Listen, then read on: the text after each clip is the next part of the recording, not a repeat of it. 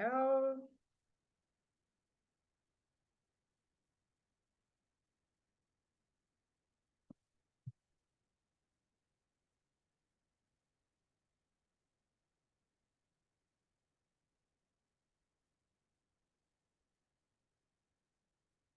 Welcome. Thanks for joining.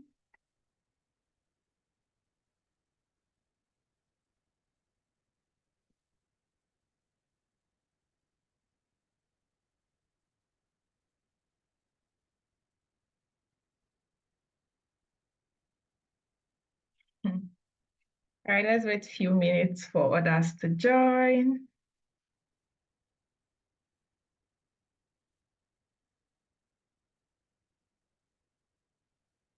Welcome, welcome.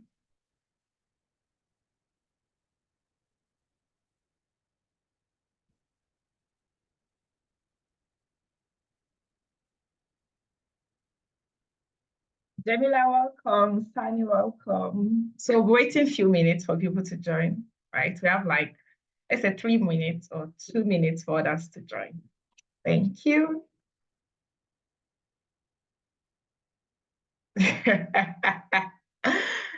Okay, interesting.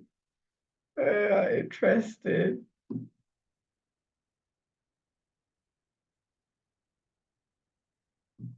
Mm.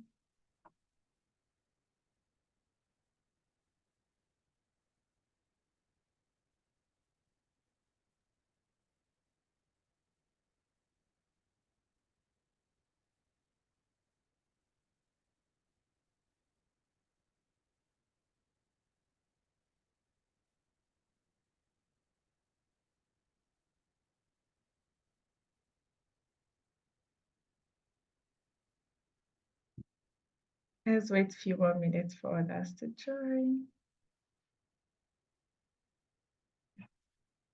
Let's send it. Okay.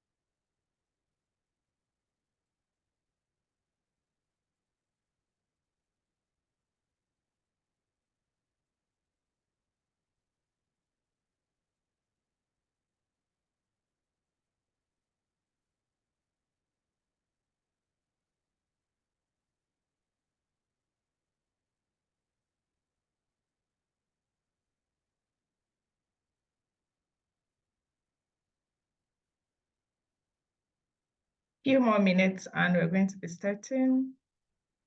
Let's wait for others to join.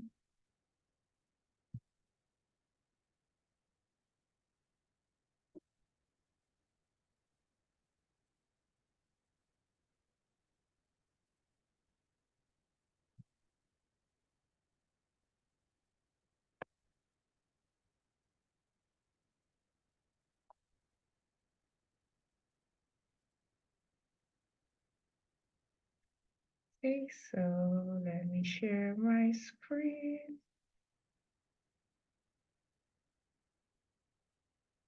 Yeah.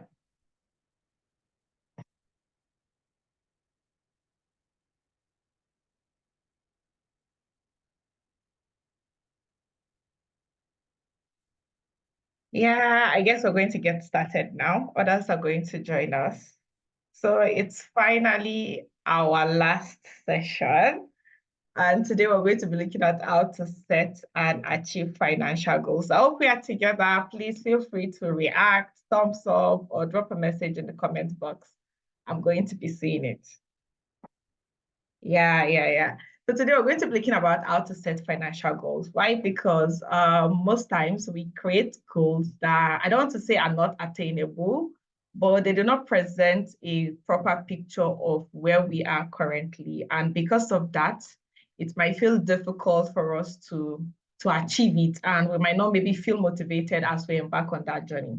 So I'm just going to give an idea of what you should try to do whenever you want to set financial goals for yourself, and you can break them down. As usual, you already know my face by now, but then we could go again. I'm still your very own Afsat, your money woman. And what I try to do is I enjoy guiding people towards living financially sustainable.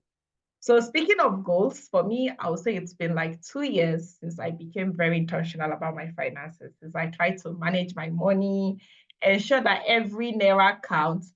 And during this period, to be honest, I've been able to achieve some financial goals, some milestone. I've moved from my comfort zone. In fact, twice now, I left Kano State to Lagos State, and in less than 2 years again, I left there. I'm currently in Morocco. So these are things that happened because I planned, I worked towards them. And thankfully, God crowned my effort, right? But it don't just happen. And one of the best thing about that is I've learned to do this without seeking financial assistance from anyone. I like to be independent because at the end of the day, if you rely too much, if you depend too much on people, it could lead to financial abuse and all of that. So if you don't want that for yourself, you need to learn how to create financial goals. So what are we going to be looking at today? We're going to be looking about how to identify your financial phase, how to set realistic goals, steps to get there, and then finally a quick question and answer. So today we're not going to take too much. I'm not going to take too much of your time. We're just wrapping up today. We are concluding. I'm super excited. I hope you can feel that. So when it gets to certain financial goals, the first thing we want to do is we want to identify our current financial phase, our situation. In our first webinar, I spoke about financial wellness. I identified our financial phases, but we're going to be looking at that again. But before the end, some of the things you want to ask yourself in this period is, what exactly is the problem? What is the financial situation you are trying to handle? Are you in debt? Is your income too small? Are you trying to, what goals are you trying to achieve? Maybe purchase a car, you want to get married, you want to relocate, you want to acquire an asset. So what are these things? Or maybe it is an habit that you want to get rid of. Maybe is it impulsive spending? Are you addicted to gambling? Do you Ponzi schemes and all of that? So what are the things that you're trying to solve, right? You need to be able to identify that. But another easier way to do this is by defining your financial phase. So when you can define your financial phase, you can tailor your goals based on your situation, right? So just like I did in the first session, I spoke about identifying if for somebody that is, let's say, financially broke, you are probably struggling to cater to your daily needs. You cannot handle emergency expenses. You pay bills late. You don't have financial goals. So somebody that is broke, that is really struggling to live within your means, somebody in this phase, your goal is probably survival, right? You want to focus on meeting your basic needs and covering essential expenses. That is more likely something that somebody in this phase is more likely to be focusing on. You want to be able to meet your priorities like housing, feeding, to be able to cater to your day-to-day needs. So the primary goal here might be to ensure that you are surviving and you maintain a stable foundation. Whereas somebody that is probably in a more stable financial phase, that's somebody that have an active source of income, you probably have emergency fund, you have debt, but it's manageable, you live a modest lifestyle, and you probably adopt mindful financial practices. Now, somebody in this phase is growing. And if you're in this phase, your financial goals is most likely going to be around, how can I expand my resources? How can I increase my income? Yeah, you're looking for how can you increase your income? How can you invest? Are there room for you to advance your career? So these are the likely goals somebody in this phase should be pursuing. And then based on my ranking, we also have people that, should I say, are more financially empowered.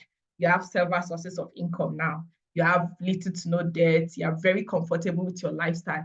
Now, somebody in this phase, we can say the person is in an abundance phase. And what you want to do now is you have gone beyond having several sources of income. Now you want to start establishing your future goals, your future plans, retirement plans, and all of that. So now it's about identifying your financial phase and trying to come up with goals that are in line with it, because that way it is more realistic for you. That way it is more attainable for you to achieve all of those goals. So in a nutshell, what I'm trying to say is here, for instance, if you are struggling to live within your means, your priority or your goal might be to cut down on your expenses. And this can be a short-term goal. Then thereafter, somebody that is probably financially stable, what you want to think of is, how can I increase my income? How can I expand my means? How can I grow through the ladder in my career and all of that? So now these ones are like medium-term financial goals that, okay, I want to go from just living within my means. I want to be able to do more. Then for somebody that is probably living more comfortable, you want to start investing in your future. You want to, your retirement plan, your children and all of that. So your face, knowing and understanding where you are, can direct you and can show you what you need to tick off at a time. Because at times we create goals and they feel too, we create goals that feel we cannot achieve. And because of that, you could break down, you're not feeling motivated, you feel like it's far. It's not, don't get me wrong, it's not about if you aim for the star, you land on the moon. At times, you need to first aim something close, get there, and then you feel more motivated for you to aim at for the star. So you need to be able to create financial goals that speak to your financial situation. So now looking at some typical financial scenario is, right now, some of us will want to move outside of our comfort zone. Maybe your current environment, you don't like it, you want to go to another state, or you want to change apartment, or you want to try and move out of your comfort zone, you want to change your environment. Another person could be, I want to travel out of the country. A lot of us, this is our goal. We want to live where we are. We want to go to another country where we feel the grass is greener. You probably want to start a business, or maybe you want to acquire a skill. Our financial goals falls within this area or even beyond that. But one of the things we need to keep in mind when doing all of this is, first of all, what route do you intend to take to bring this goal to reality? What is the investment, the amount that will be required to get to this place? Another one is the timeline. Is it a goal that you want to achieve within 1 year, within 2 years, or thereabout? And then we will now use this to create a realistic financial goal for ourselves. Now, let me create a sample. The thing is, for instance, somebody that wants to save, let's say, that wants to enroll for a course that costs about maybe 500,000. Now, the right thing, or the first thing you probably want to do is, oh, I'll start saving 50,000 every month. And then after like 10 months or whatever, you'll be able to afford it. But now, when I ask you this question, is this achievable? For somebody that's, let's say, earning 100,000 or even 200,000, 750,000 every month might not be convenient. So 50,000 might not be something you can afford to save every month. So instead, are you not supposed to be looking at how can you increase your income? Or better still, what are you going to forfeit towards keeping 50,000 every month? Another thing you want to look at is the relevance. Now, is funding your relocation supposed to be your priority? For instance, now, or maybe you want to enroll for a course or you want to relocate now. Is that the priority? Is that the first goal you're supposed to be working towards? Or better still, are there some other things that you're supposed to work on first? Maybe, for instance, switching job might be what should rank first, or increasing your income might be what should rank first. But because we do not arrange these things in the right way, we feel like, okay, you just want to relocate, you want to go outside. How are you going to get the money to finance that relocation plan? And that relocation plan might actually supposed to be your medium-term plan. But we look at it as we make it our short-term plan. But you do not have the structure, you do not have what it takes to make that short-term plan a reality. And that is also speaking to our time bound. What timeline are you working with? You cannot say you want to relocate within 3 months or 6 months. Can you afford to do that? Do you have the means to make that happen? Do you think that is the right cost of action to take first? So now we're going to now be looking at what is ideal. I think basically, let's say somebody that wants to relocate, right? What you want to first think about is, how much will you need? What pathway do you want to take? For instance, you might want to go through, let's say, education route or employment, or there are different means. You have to figure that out. And then you also want to establish how much are you going to require, or what are the things that you require. Then you want to now break that down into a timeline. For instance, establish a timeline for securing the amount. Is it going to take you 1 year to be able to get what you need. For instance, most of those places you're traveling to, there is a required amount you need to show funding. How long will it take you to be able to accumulate that, to be able to get all of the things that you need? And next thing you want to do is, how can I shorten that timeline? Which means, how can you break down that goal, that 1 year plan, into 3 months, 6 months, 9 months before the 12th month? What are the things that you're going to be doing that is going to be getting you closer to achieving that relocation target that you're planning to? The one thing I always like to say is, while waiting, you also need to be doing something. And one of the biggest things you want to be doing is acquiring skills or empowering yourself to be ready for that goal that you're waiting for, to be ready for that opportunity that you're waiting for. For instance, we used to say, I want to make money, or maybe some people that like gambling, that are always the lottery, you're waiting for the money to come. When that money comes, are you prepared enough to manage that money? Like I used to say, how many billionaires do you know made their money from winning, maybe from winning a lottery or from gift or something like that? Why? Because if you don't prepare yourself to be able to manage that amount of money, then the chances of you wasting it at the end of the day is very, very high. So while waiting for that period, there are things that you need to be doing. So now, if we are translating this into reality, for somebody that wants to, let's say, travel out, your short-term goal will be to maximize your saving. Now you know that you need, let's say, 2 million. How can you be saving as much as possible for that money to get 2 million as fast as possible? Especially now that there's inflation, you want to be able to save your target savings as fast as possible, as soon as possible. So now what you need to look at is, how can I reduce my expenses? Now that's like a short-term goal. This is your income. I want to be saving 50,000 monthly. What are the things you are going to forfeit? How are you going to manage your expenses so that irrelevant things are not going to be on your budget? How can you eliminate that? How can you improve your spending habits? That should be your short-term reality. That should be the things you want to do. How can you manage the most of what you currently have? Because you have to start with what you currently have. So in the short term, you want what you currently have to be able to make sure that you're making the most of it. Every naira that you have is counting. Now, in the second, or should I say, the medium-term plan that you want to be doing is, how can I increase my income? Because I want to shorten, instead of waiting 2 years or 3 years to be able to meet this goal that I'm working towards, how can I increase my income? Why? Because if you increase your income, you will be able to afford this faster. You'll be able to, for instance, when I was, as of last year, before I could come here, I actually had this plan in my head that, okay, I believe there's this kind of opportunity I'm waiting for. I don't know exactly when it was going to happen, but I started working towards it right from the beginning of the year. I remember I started a road to 1 million naira savings challenge because I had the feeling that I'm going to need this money. The sooner I started saving that money, the better. As a result, I also explored some business, some side gig, did some tutorials, some writing job. Like, I just did things that will make that my target money, make it faster for me to get that target money. So while you're waiting for that period, there are things you need to do. You want to shorten the time frame. So you want to relocate, that's fine. But what are the things that you're going to be doing gradually and continuously to bring that thing into reality? And another thing you want to do is invest in other activities and skills that will come in handy. You want to get somewhere, you actually do not know what you want, what you are going to be making. For instance, there are a lot of people that want to relocate because you cannot wait for 1 year. You said, okay, you go and borrow a huge amount of money. You have this misconception that once you get there, you get a job as soon as possible. You'll be able to pay back your money. How sure are you? Do you know what you're going to need? Do you know what you expect? Do you know? You cannot predict. And the only way you can reduce the risk that you might meet there is to be ready. You want to have a skill that you're going with. You want to maybe probably learn a handwork, graphic design, learn a new language, something that will keep you up and running once you get there. So the fact that your long-term plan is to probably jackpot doesn't mean you just wait for that period or just maybe visa application. That is not just it.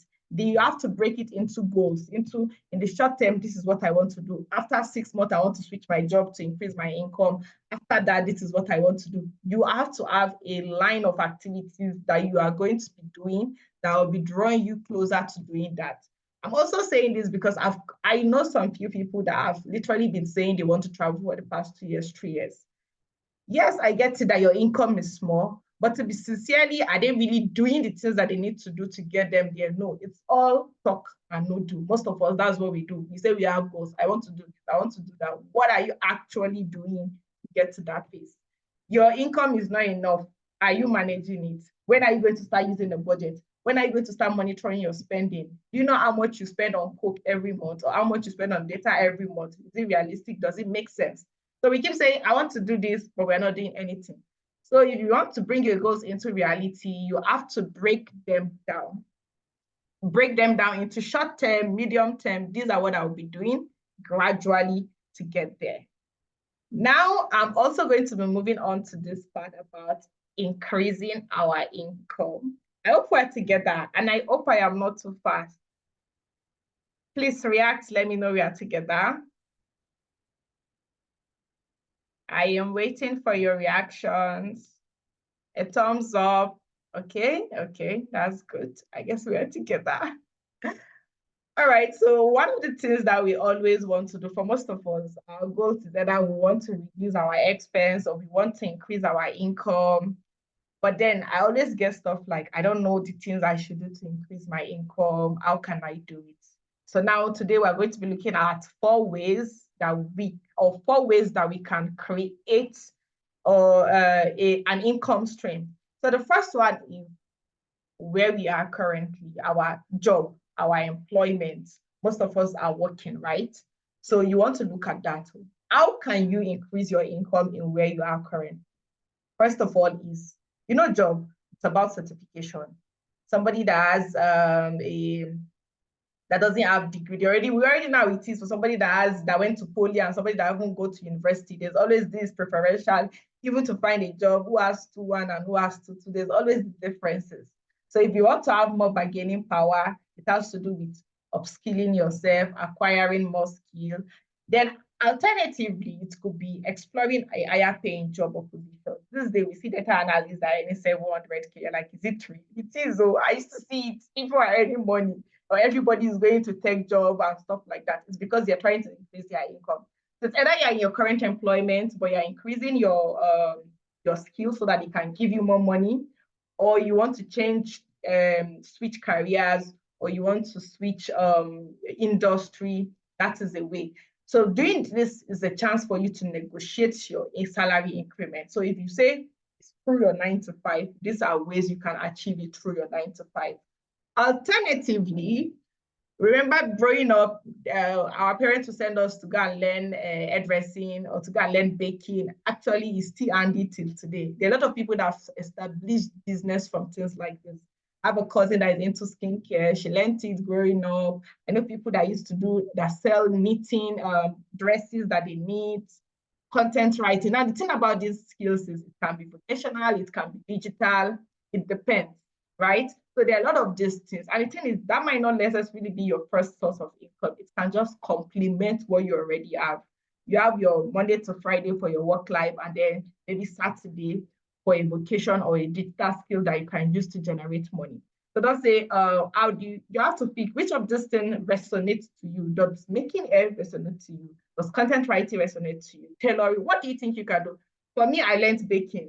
Actually, nobody said me to do that, but I learned it. And if there's one thing I feel like I should have done when I was also in the university, I should have explored entrepreneurship. Like when I was in school, I have friends that used to sell provision and all of that.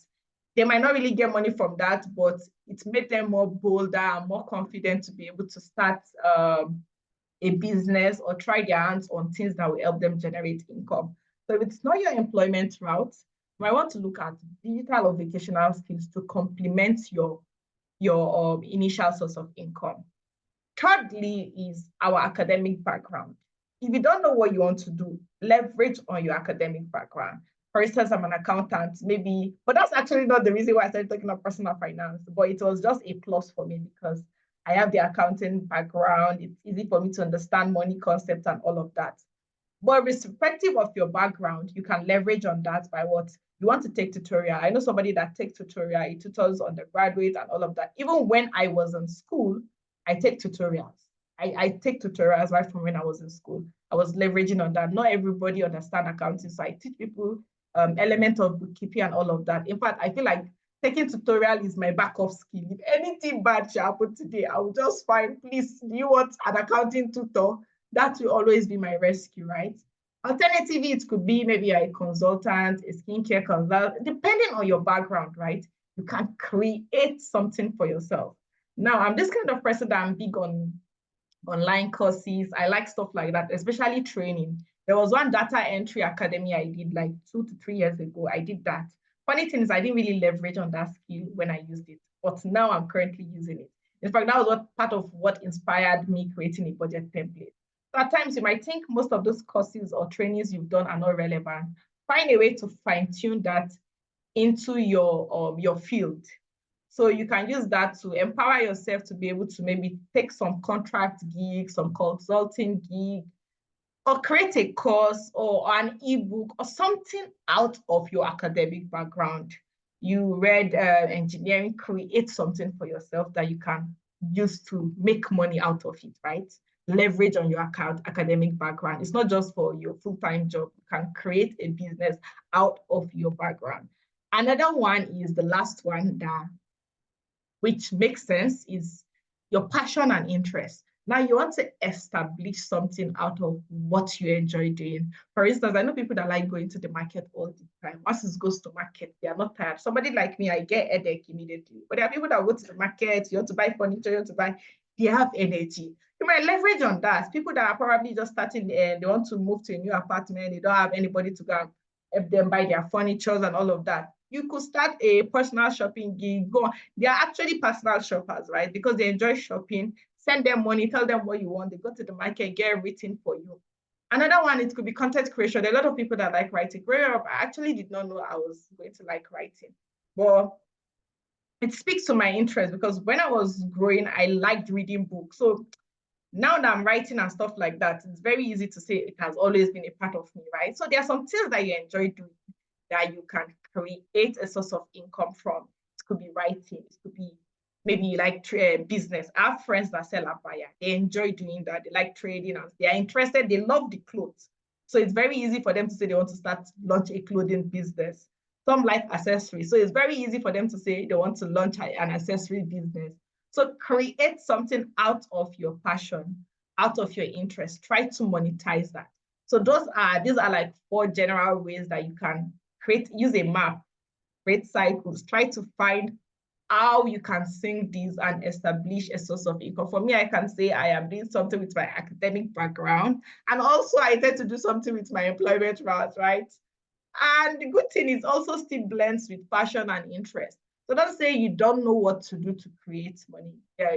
In fact, a lot of ebooks you see out there that talks about 550 business idea. Find one that resonates with you and try to do something. These days, we're in the era whereby having more than one source of income is now a necessity. It's no longer a you should. No, nobody is begging. Now it is a must. You need it. That is the only way you can survive. If not, your income, your employer is paying you money to make you come up, keep showing up. If they pay you too much money, you're going to leave the job. So the money they are paying is for you to keep coming. So if you want more, you need to find more. You need to create more for yourself. And we're almost close to the end of the session. So this session is not going to be too long. So we're also going to be looking at what is the good thing about having realistic goals. Yeah, we want to create goals, but we want to make them realistic so that it is more attainable for us. Why? Because it is going to motivate us better. When something feels far-fetched, it may feel unrealistic, like, is this possible? It will be easier for you to give up. But when you break it into short term, medium term, long term, it is easy. I remember when I was at the university, I had this idea of, I would like to become the accountant general of the federation. I still fancied that idea, but I swear to God, that idea is one of the reasons why I graduated with a 2-1. Because if I don't have a 2-1, I can't even get to that door, right? So I was like, it didn't give me first class, but it motivated me. That same idea motivated me. And so if you set realistic goals, that might not be realistic at that point, but if you set some goals, good goals, it will motivate you. Another one is it is easy to track progress. If you don't have goals, you cannot track if you are moving, if last year is better than this year. or if this year is going to be better than next year. If you're stuck in the same thing, for instance, after schooling, after my NYSC, I started working at the place and I stayed there for over a year, I think. But at some point, I felt like I felt static. I've been in the same environment for a while. I could no longer see if I'm making progress or not. And I started creating goals for myself. And since then, I can now track that I am moving forward. Unlike before, it just felt like you're doing the same thing, you're in the same space, no changes. You cannot tell. But when you have goals, when you are setting goals for yourself, you'll be achieving them, and then you feel like, okay, now I'm doing something with my life. I am making progress. Another good thing is it helps you navigate financial stress and anxiety. To be honest, it works for me.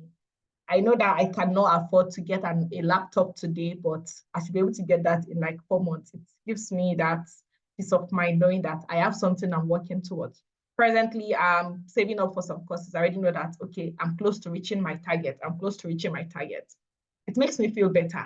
So no matter how stressed I am, knowing that I am progressing, it relieves your financial stress. And then fourthly, it makes you be in control of not just your money, but your life. And that is it. When you create goals and you're attaining those goals, no matter how small it is, it makes you feel like, oh, I am directing myself and I am showing up for myself and I am getting there, right? So having a realistic goal is very beneficial for all of this.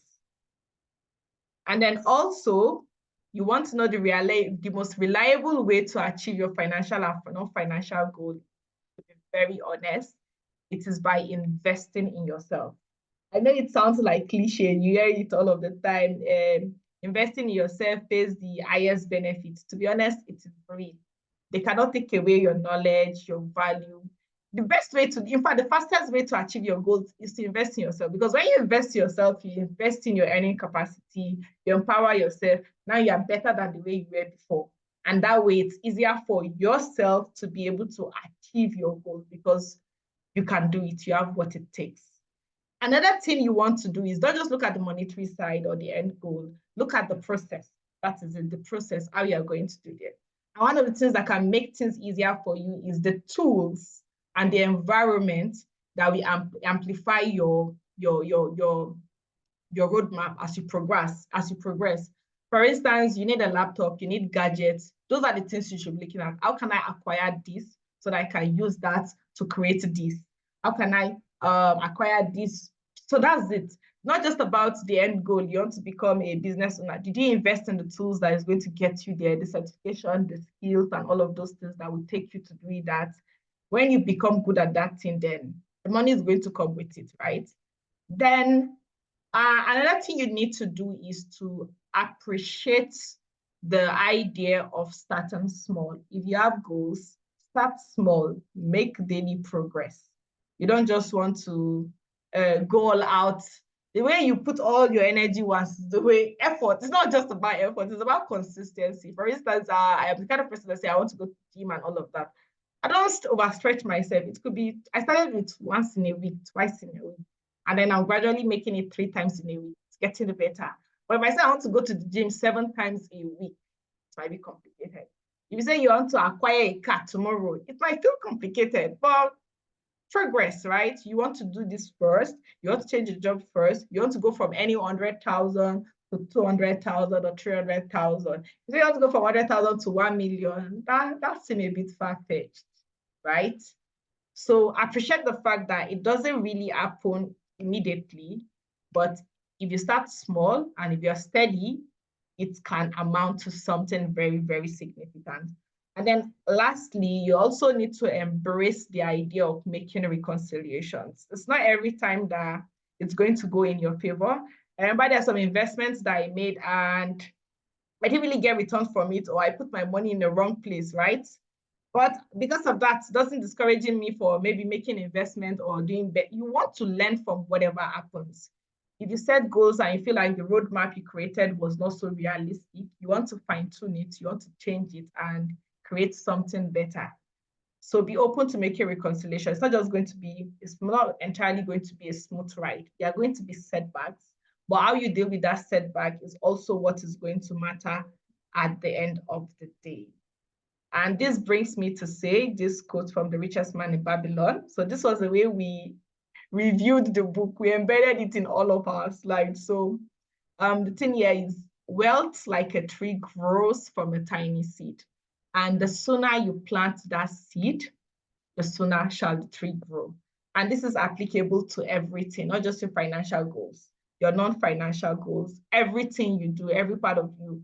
The moment you start, depends on if you want tomorrow to be better, if you want to have achieved some things by the time you clock 30, you need to start doing it now. It's not going to happen when you become 30 years old, right? If you want to travel next year, there are some things you have to do now that will get you to. So let's just look at the fact that next year I will do. No, you start the goals from now. You create the goals from now. To be honest, I'm very big on creating goals. I do that. It keeps me motivated. It keeps me sane. It makes me know that I am doing something good with my life and meaningful. So whatever form of goals you're working on, you need to start now. And the sooner you start. So those of us that are saying, I want to manage my expenses, but you're still struggling to buy an expense tracker, what are you doing? You don't want to, after all of this webinar and all of the learnings, and then still go back to what you're doing before. The longer you take. In fact, there's one of my clients that one of the things he always says during our meeting is, Afsa, why didn't I see you last year? Why didn't I meet you last year? I would have saved better. I would have done better. But now that you've met me, you're making progress. That is just the thing to take out of it. So don't say tomorrow, next tomorrow, start today. It doesn't have to be 1st January or 1st April, the beginning of every month. You can start anytime, any day. And before I talk about our final words for this session, I would like us to make a very, very short poll, right? So before we get ready to bring our financial goals into reality, I want a very short and brief feedback about the webinars so far. So we've had 4 interesting and amazing webinars. And I'm going to send a small link now, our book club, that link that we always use. So just click on the link and write it in one word. How has this webinar been?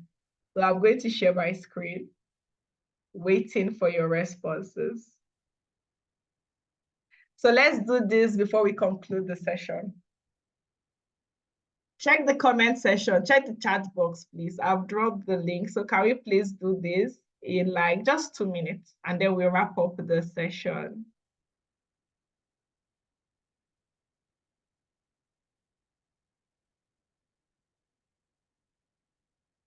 Let's vote. Can we? Don't worry, there's still room for writing epistle, but not yet. I will send you the link for the epistle, but here is just one word. In one word, how has been the webinars, the 4 webinars, not just today, the first one, the second one, the third, the fourth one. How have they been? Yes, we have one response. Oh, thank you. So let's see, did I give you the tools that you need to make better financial choices? Did you get those things from the session? Most of us filled the form before we started this. Did you think I answered some of your questions that you dropped there? Did you think you have more resources now? Okay, I think I've gotten the answer. It's educating, right? Yeah, I'm glad it was. All right, please, let's send in more. We are more than 5 on the call. Okay. Okay, I see we have 2 insightful.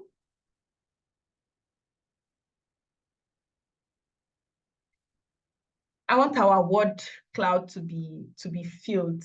Okay, yeah. Feel free to put in 2 words now. You can put another word. Okay, yes. Now this is getting clogged. Yes, I like that. Okay, I am glad. So it means we are all on the same page.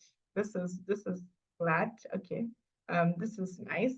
All right, so thank you, thank you, thank you, thank you. I am glad we are doing this. Like I said earlier, this journey, it's not just about, I want us to do this together. So I know that. So we're doing this together. We're going to keep ourselves accountable as we progress. We're going to share our wins. Like I like to tell people, we don't know it all. We need to share what we know so that we can learn from each other. Because this financial issues, money-related problem are things that we all experience together, right? So now we are going to be wrapping up the session in a minute. In a minute. So here are some final words when it comes to setting financial goals for ourselves. So the first one is you need to embrace delayed gratification. I know we have a lot of cravings, we have a lot of desire, but if you actually want to get to a place, your ideal phase, that phase that you want, your goal, we all have different goals, right? If you want to get to that part whereby you feel better about your financial position and everything, you have to practice delayed gratification. Forfeit some things now for the better tomorrow. You will find a balance, but know that not all the money that comes now is for spending. Not all the things that you get is for immediate consumption. You have to forfeit some. I remember when I was trying to save up for it. I could not go out for it. See, in fact, I even forgot what it means to go out. Me that like going out. I had to forfeit all of those things, delay it for later. I might not have gone for that ideal vacation that I want yet, but I can perceive it. It's closer. But as of last year, I didn't feel like it was going to happen. But part of me know that it's going to happen. So just forfeit some things now for the future. It's going to come. The next thing is when you're setting your financial goals, financial or non-financial goals, don't follow the bandwagon. Don't start investing because people are investing. Don't go to Canada because everybody's going to Canada. Don't go to tech because everybody's going to tech. You see that your career path that you are living, other people are switching into you. That's the funny thing about this life. You are going out, other people are coming. There are still generations to come that what like. So define your own goals because they suit you, because they please you, because they resonate to you, because they will give more meaning to your life. Not because everybody is doing this, not because everybody's getting married, or because so don't set your goals because of what people are doing. Set your goals based on what is going to make you satisfied. Because at the end of the day, you are you. And what is going to make us happy is not necessarily what is going to make you happy. Then the next one is also to establish your own success criteria. Have your own critical success factor. Saving 100,000 might be a win for you, but another person is 10 million. Recognize that. Set your own timeline so that you don't be comparing yourself with who you're not supposed to be comparing. You are your own competition, nobody else. Outside of last year, but outside of this year is better than outside of last year. That is the goal. So establish your own success criteria. Nobody should set benchmark for you or threshold or timeline. You are in charge of your life. So create your own success factors. And then this is similar to the first one. Find a balance. I have short-term goals, I have long-term goals. Find a balance. Satisfy some of your cravings, defer or delay some of your cravings for later when you have more money to do it in a grand way. So that is the idea. Find a balance. And then finally, have a source of motivation. It might be financial goals or not financial goals. You need somebody that is pushing you. Environment, not just people. It could be environment. It could be community. You see some people join maybe women empowerment club or this thing club, that one club. You want to become good at public speaking. You join these. You want to, why? Because all of you have the similar goals. So you stay there with them and you learn from each other and they can understand what you are going through. Not just that only you, and so you need support system. Find a source of motivation. It could be a club, it could be community, it could be environment. For instance, your environment, maybe people around you, they do not think like you. Please move to where they think like you.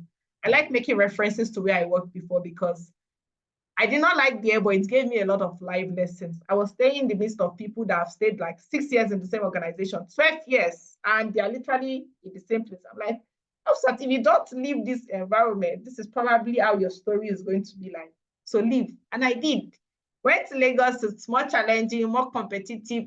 Now I'm no longer feeling like a village champion. At least now I feel like I'm not even smart. There are a lot of smarter people out here. Change the environment, something that will keep you on your toes. Don't just stay in the same place and accept your goals to come to you. No, you have to fight towards getting your goals.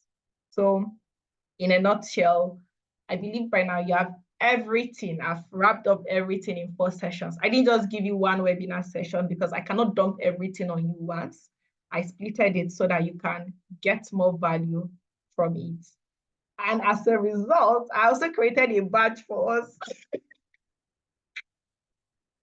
I created a badge for us, right? I'm going to share this on the WhatsApp group. So if you want to post it, please feel free. So this is like our graduation certificate, right? So my financial wellness journey begins today. I've started my own. And if you want me to embark on your own with you together, you can as well feel free to see that.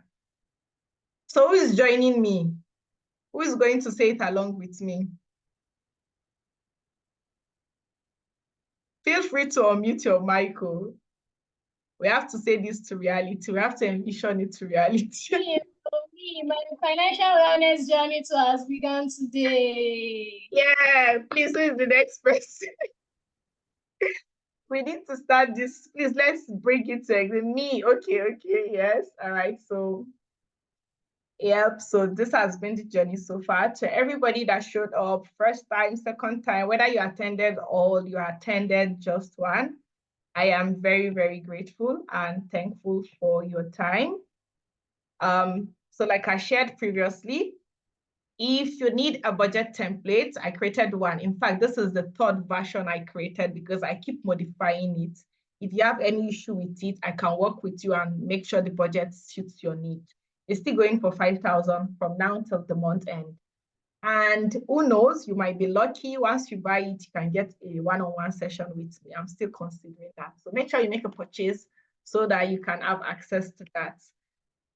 In fact, this personalized session, I have to take it back. This 3-month-old, I'm not sure I can forfeit that again.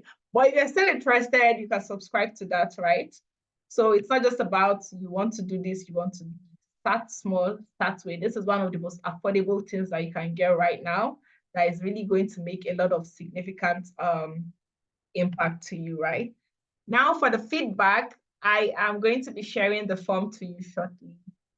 Now I can take in your questions. That is if you have questions for me.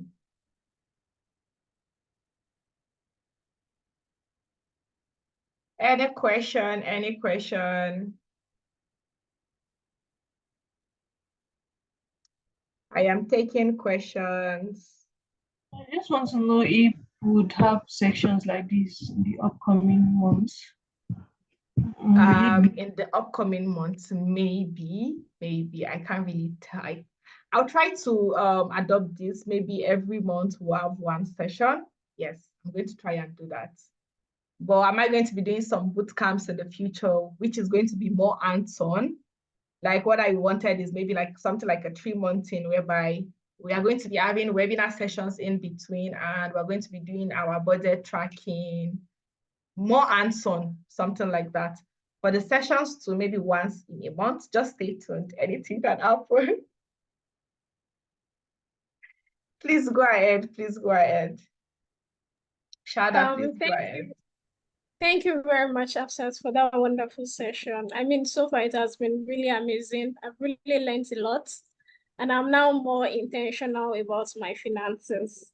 I am glad to hear that. Thank you. So I have a question. You mentioned delayed gratification. Yes. But then, if we consider the Nigeria of today, take for example, I already set a goal for myself that, okay, I want to get a professional certification and I'm saving towards that. I've been able to save the money and I now promise myself that after my exam, I want to reward myself and probably buy shawarma for myself. Yes. But in Nigeria now, it's every day that shawarma used to increase by 500 naira. So can I buy the shawarma before I reach my end goal? Because maybe by that time, shawarma would have been probably be 5,000, and that would be another strain on my budget and financing. So can I manipulate what's it called? Delayed gratification. I think you understand what I'm trying to say. It might not be shawarma. Yeah, no, I get what you're saying. I totally get what you're saying. So the idea is it's about finding a balance, honestly, and what works for you, right? So because I said delayed gratification is not that you should just go long, don't indulge in other things during that period. No, just do it in a sustainable way. If it's going to motivate you, if that thing you're spending on is going to motivate you to even prepare better for your courses, please, by all means, do it. If you need to go and relax for maybe a week or something before you do the next big thing on your list, please do it. The idea is what I'm talking about is a lot of us we have goals, and at the same time, you want to still be spending money, you want to go for party every weekend. Things that are not sustainable is what you should not do. But what you say is something that it's maybe happening once in a few weeks or something like that. That is very, very normal, and that is more advisable. So you don't have to wait all the time. No, find a way find what motivates you. That's just the idea. You just need to recognize that it's not every time that you have craving that you satisfy it, but satisfying occasional craving, by all means, please do that. That is what is going to keep you safe. I do that too. If you see me at the beach, I'm trying to get energy. I'm trying to get energy. In fact, most of you are on my timeline, you tell me you're asking us to save money, but you're spending. I am human too. Yes, I need that too to stay stable, right? But is this something I do all the time? Not necessary. So that's just it. Shouldn't be don't overstretch yourself. Don't make it too difficult for yourself. Just find a balance with whatever you're doing. All right. Thank you very much. Thank you very much for tuning in. I've dropped the feedback form, although I'm also going to send it again on to our email. So please, this time around, I want all of your feedback because it covers all the 4 webinars, but it's just 2 minutes, you are done. Most of them are just a click. So please, I'll appreciate it if everybody fills the feedback form. And then thank you very much for sticking with me to the end. This is only possible because you guys joined the session, and I'm very, very thankful, right? So it's a win-win to both you and both me. So stay tuned for future episodes, future webinars. Some might be paid because AFSA too needs money, right? And because we only, most of us as humans, we appreciate what we put our money into. So maybe when I charge you next time, you're going to join the meeting fast. But that was just a joke. Thank you very much. If you have questions, please feel free to drop your questions on the WhatsApp section. Also, I'm going to be dropping a link to another WhatsApp group. So that's a new community. You want us to be together where we can do book reviews, where you can be the first person to see all of the articles and stuff that I create, then please join that group. Because the first group was just for this program, but the new group is going to be our new community group. So please join that WhatsApp group chat. All right, thank you very much for joining. And you're going to get the recording very soon as well. Take care. Bye. Thank you very much. Bye, Afsat. Bye, everyone. Thank you very much. Take care.